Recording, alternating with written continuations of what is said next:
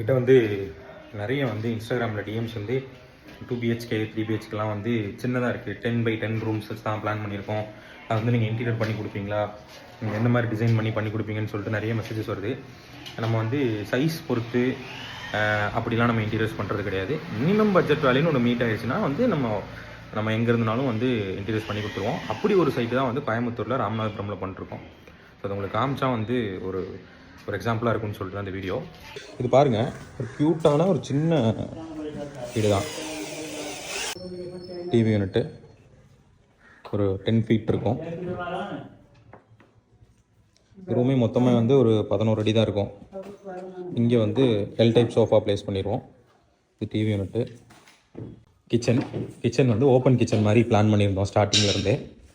So breakfast counter, loft, so அதுக்கேற்ற மாதிரி setup. So மெயினாக இதுதான். ஸோ இது வந்து ஒரு 10x10 தான் ரூமு. ஸோ 10x10 ரூமில் வந்து நம்ம வந்து இங்கே கிங் சைஸ் காட்டும் கொடுக்க போகிறோம் வித் ஹைட்ராலிக் ஸ்டோரேஜோட ஸ்லைடிங் வார்ட்ரோப்பு.